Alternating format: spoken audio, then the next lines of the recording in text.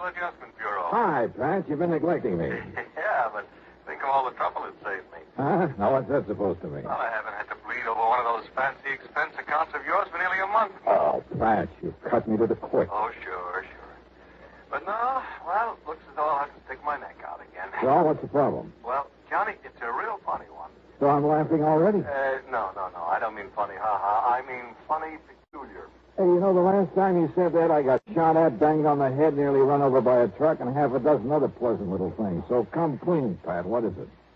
Johnny, maybe you better run over here so we can talk about it. It'll cost you money. I'll risk it. Okay, then. I'm on my way.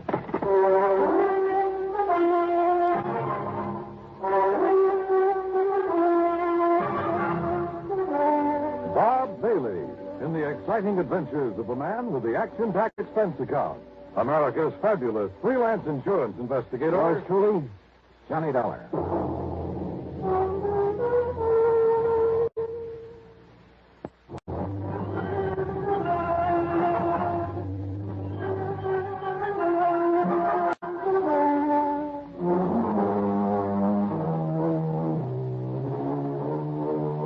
Expense account submitted by Special Investigator Johnny Dollar to the Universal Adjustment Bureau, Home Office, Hartford, Connecticut. Following is an account of expenses incurred during my investigation of the Wayward Sculptor matter.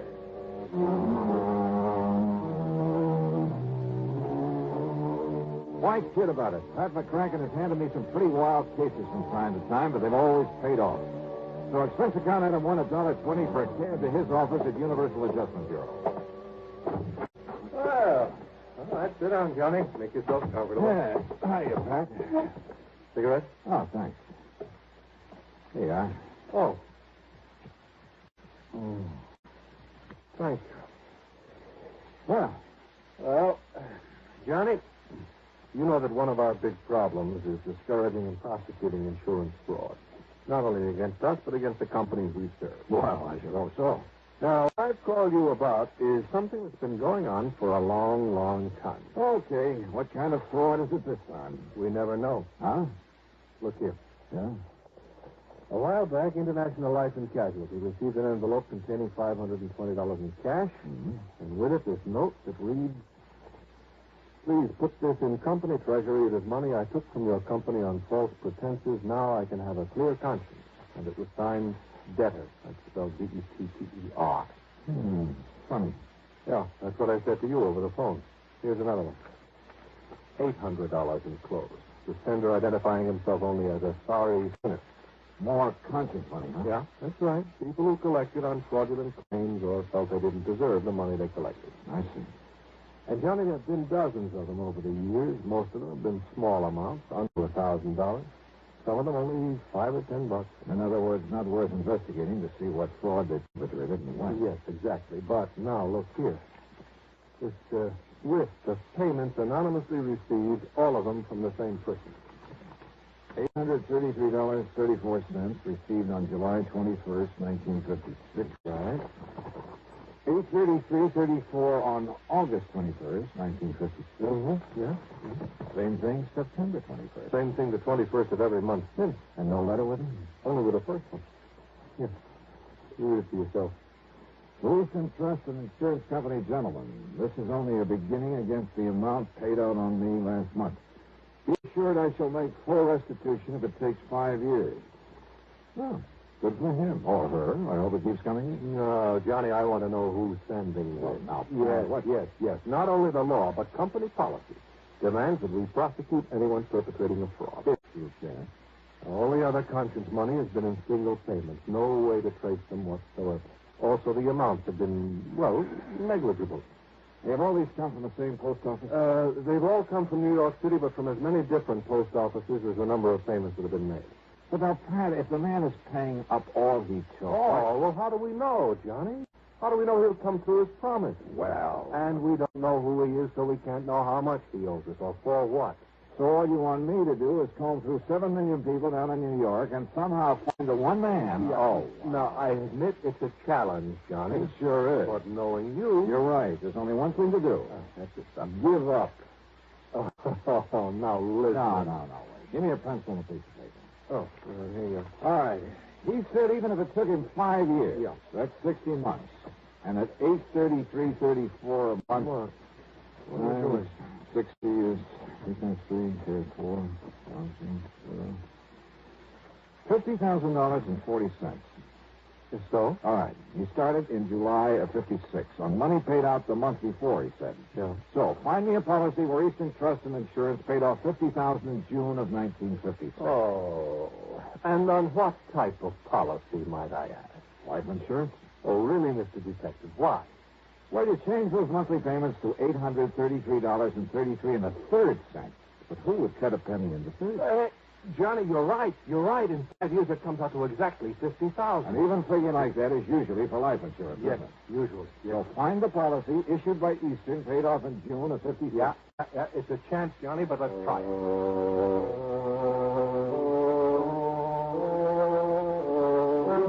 And then suddenly it all began to look too easy.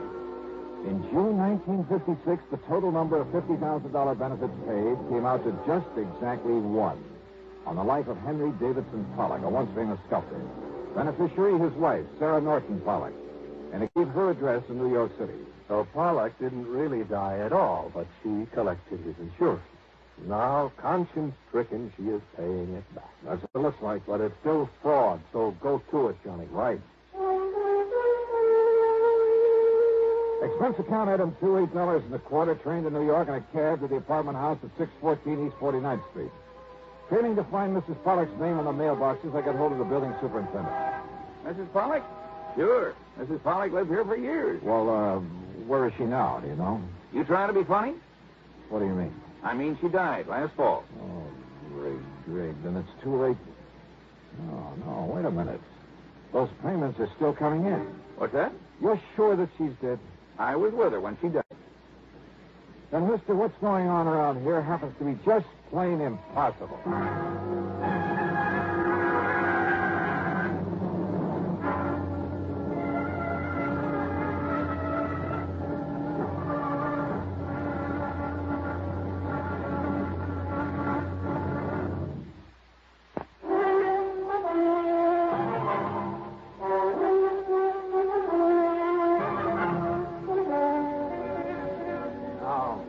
Wait a minute. Are we talking about the same person, the same Mrs. Pollock? Mrs. Henry Davidson Pollock. That's it. The widow of the sculptor.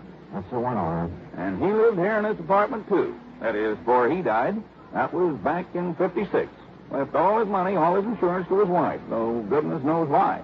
How did he die? In that big plane crash out over the desert. Don't you remember? Not a single survivor. What kind of a man was he? Oh, kept to himself. Didn't like people much. And his wife? Okay, I guess. She was a lot younger than him. Spent all his money all the time, and he didn't like it. Man like that shouldn't be married. Oh, but he must have thought a lot of her to leave her everything. He just didn't like being married, tied down. Said it interfered with his work. So his death got him out of it and give her some money to spend before she died. But somebody's been paying that money back. Well, now, you think maybe she suffered a change of heart? Something like that? You think she realized she never deserved what he left her? Is that what you're thinking? Well, sure, that might have been a possibility. Except for one thing. The money's still coming in. Oh? Hey, is there anybody to whom she might have turned over that insurance? Her give anything to anybody else? Not her, mister. And you're absolutely sure that she's dead? I carried her in off the street after the car hit her. If you don't believe me, ask a doctor. Dr. Jules Maitland over on Park Avenue. Ask the police. Yeah, maybe I will.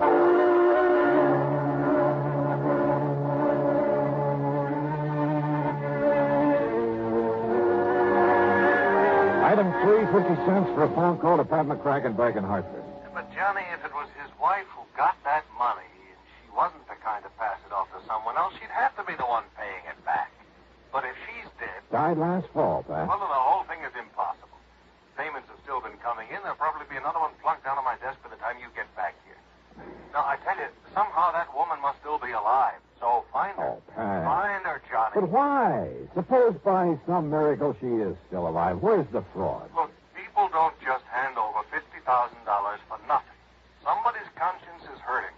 What other possible reason could there be for sending that money back to us this way? Well, now, wait just a minute. All right, look, Johnny, I'll be honest with you. Maybe there isn't any fraud, so far as the company's concerned. All right. But, know something, Johnny? This whole crazy thing has me so curious now that, well, even if there isn't any insurance angle to it. Except for the money the company keeps getting Yeah, back. so okay. But, Johnny, I want to know what this is all about. And if necessary, I'll pay your expense account myself. Well, now, Pat, this is the golden opportunity I've been waiting for years. Don't go overboard, Johnny, huh?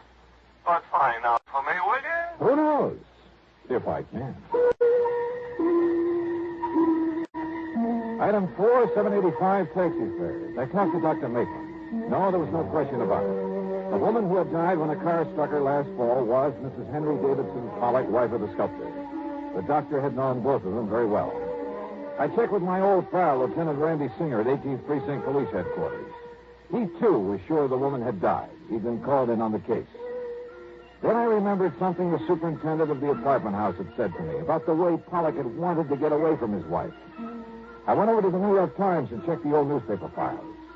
Yes, Henry Davidson Pollock had definitely been a passenger on the ill-fated aircraft had perished along with the rest. I even checked the main office of the airline and learned the same thing. So neither Pollock nor his wife could possibly be sending back that money. But then who could? And why? Dr. Maitland had mentioned a little art gallery over on 3rd Avenue, the only gallery that Pollock had ever dealt with directly. The owner of the gallery was a nervous little man by the name of Walter Besson. No, Mr. Dollar. Strange as it may sound, I never met Mr. Pollock. But I thought you were the only outlet for his sculpture. Very true, very true. But he was a man who stayed very much by himself, abhorred the public eye, so to speak. Yes. Well, now, nevertheless, you must have. You see, it was his wife who always brought his works in here for me to sell, and was always very sure to collect the money for them. Quite frankly, I doubt if Pollock himself ever saw much of the money that resulted from his artistry. Were his sculptures worth very much, Mr. Besson? Mr. Dollar, I have yet to find anyone who has seen his work without wanting to possess some of it. It's beautiful, exciting. Oh? In addition to his superb technique, his originality of design, there was a subtle charm about everything he did that was, well, irresistible. But look here, the only one I have left, Fawn as clay. Isn't it? Yeah, I see what you mean. Yeah. It's such a little thing, but what's the price of it? $15,000. But now, wait. Here, this one over here. It is not a Pollock, Mr. Dollar. What? Well, look, I'm not an expert on these things, but it seems to me as though it has the same, well... Yes, the same style, the same charm, the same delicacy of line. It, too, is a fine work of art. And if I chose, I could pass it off as a genuine Pollock. But it isn't. Then who did it? And this one over here. John Wesley Collins. He so admired Pollock's work that he felt the style, at least, should not be allowed to die. Therefore, he has subjugated whatever style he himself might have had to that of the man he worshipped. Fortunately for him, his works, too, command a good price so that... Oh, please, don't touch... Oh, sorry. How long has this man Collins been doing this? Well, something over 2 years. Thanks, Mr. Besson. I think you've just helped me solve a $50,000 insurance fraud. What? Mr. Besson, I'll see you later.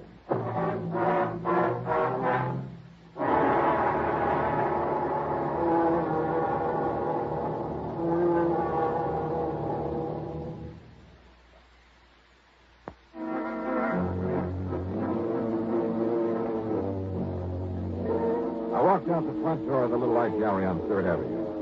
Over my shoulders, I closed the door. I could see the owner, Walter Besson, make a dash for the little office inside and grab a telephone. I sneaked back in, stepped over behind a rack of picture frames and canvases and listened. Henry, this is Walter Besson. Listen. No, listen. Something has just happened that... Well, there was a man here, Johnny Dollar, some kind of insurance investigator, so you... No, you mustn't. But if he comes back here... Very well, I'll unlock the back door for you. But are you sure you... Hello, Henry? Henry?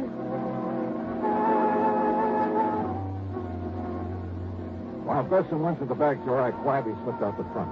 I found a telephone booth at the drugstore on the corner. Item 5, a dime for a phone call to Dr. Jules Maitland. Yes, Mr. Dollar. As I told you when you were here, they were both patients of mine for several years. All right, Doctor, tell me this. Did Henry Davidson Pollock have a scar, a deep scar on the thumb, one hand, the right hand? Yes. He told me that when he was a child, he cut through the tip of that thumb very deeply, all the way down to the bone. That's all I wanted to know. Well, now, tell me, Thank sir. you, Doctor. Thanks a lot. The trip to the corner on that phone call couldn't have taken me more than 5 or 6 minutes. And when I went back to the art gallery, Besson was coming out of the little office, careful to close the door of it behind him. Well, Mr. Dollar, I didn't expect you to return, at least not so soon. Have you decided to buy one of the sculptures by John Wesley Collins, perhaps? No. Of course, insofar as the one remaining genuine Pollock is concerned. What's the matter, sir? Besson, would you like to sit down and write a statement for me? Statement? I'm afraid I don't understand. Or would you rather I call in the police?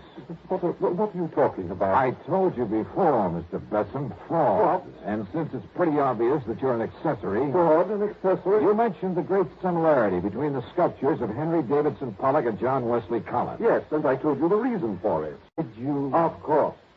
All right, look here. This one. Fawn at play, you called it. It's a Pollock, the genuine Pollock. You'd swear to that? Of course I would. And how could you prove it? Well, there's one way. The marks left by the artist's right thumb. Here. And here, for instance. Because that thumb was split on the end, left its imprint on the clay. now, Mr. Dollar. And I can prove that these recent things done by the man you call John Wesley Collins were done by the same person. They all bear that same mark. Very well, Mr. Dollar. But the world will never know. Oh, now, Besson, put that thing down. Yes, put it down, Walter. Henry, I mean, Mr. Collins, Henry will do. Mr. Dollar, I suppose I should have known that sooner or later. Well, I give myself up to you. But, Henry... The story is a simple one, Mr. Dollar. I suppose you'd like to hear it. Yeah, I certainly would. Now, you see, I wanted to get away from my wife for reasons that we don't really have to go into. I planned to fly out to the West Coast to disappear. But at the last minute, I gave the plane ticket to someone else. On the plane that crashed out there over the desert. Yes. Then, knowing that my wife thought me dead, and realizing I could become lost in this tremendous city as well as anywhere else in the world, But I'd forgotten about the insurance. So then, anonymously, of course, I started paying it back. I see. All of this was very wrong, I know. Well, I'm afraid it's something for the courts now, Mr. Pollard. Mr. Dollar, the works of John Wesley Collins have sold very well, at good prices. Only this morning, listen, I was able to mail the whole balance of the $50,000 to the insurance company. Do you think that will help, sir?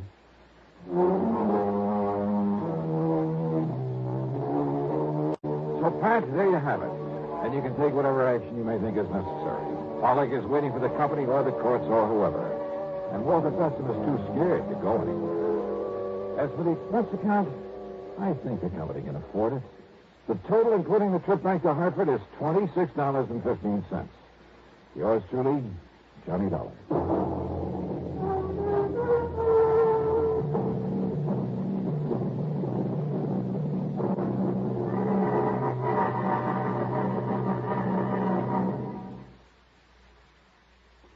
Now, here is our star to tell you about next week's story. Next week, one of my oldest and wildest friends in one of my rarest and wildest adventures. Join us, won't you? Yours truly, Johnny Dollar.